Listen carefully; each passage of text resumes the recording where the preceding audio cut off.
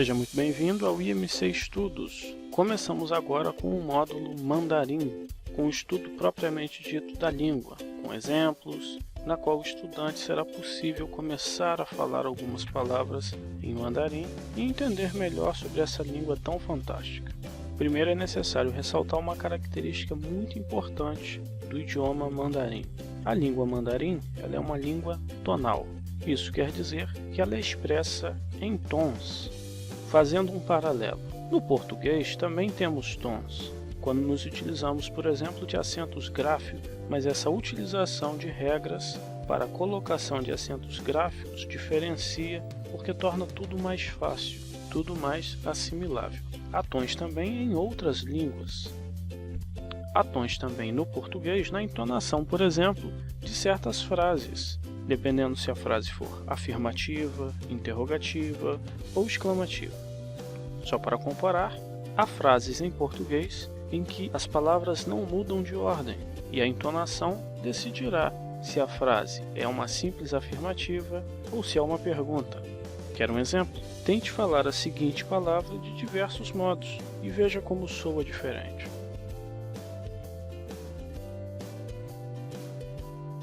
Interessante, não? No mandarim é muito mais complexo essa questão tonal, mas acalme-se.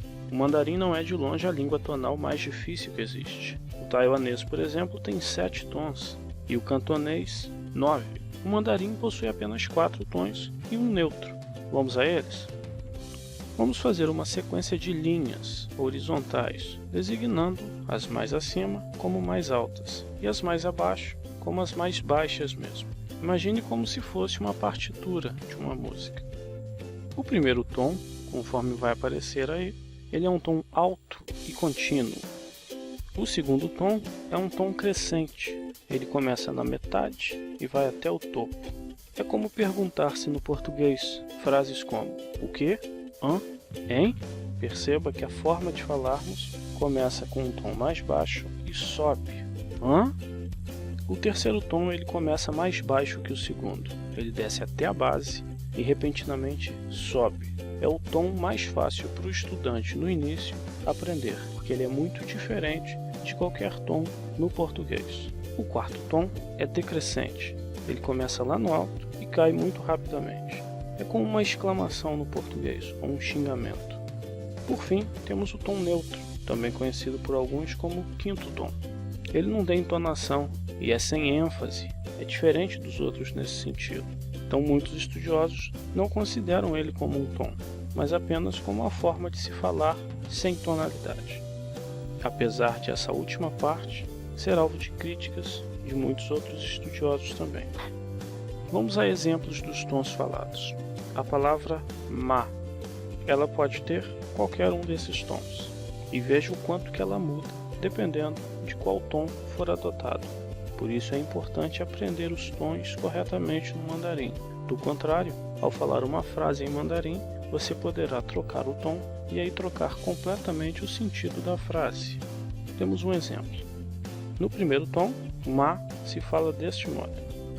O primeiro tom é diferenciado por um símbolo reto, como uma linha horizontal, por sobre a vogal tônica, ou pela colocação do número 1 após a palavra, nesse caso, MA1, e significa mamãe. Mesma palavra, em segundo tom, ela fica deste modo. O segundo tom é caracterizado por uma linha crescente, assim como um sinal agudo, por sobre a vogal tônica, ou pela colocação do número 2 na palavra, nesse caso, MA2, e significa cânhamo, que são as fibras de uma certa planta. Em terceiro tom, esta palavra fica. O terceiro tom é caracterizado como um circunflexo ao contrário, por sobre a vogal tônica, ou pela colocação do número 3 na palavra, nesse caso, MA3, e significa cavalo. Em quarto tom, essa palavra fica. Quarto tom é caracterizado por um sinal decrescente, parecido com uma crase, por sobre a vogal tônica, ou pela colocação do número 4 na palavra, nesse caso, MA4, e significa xingar,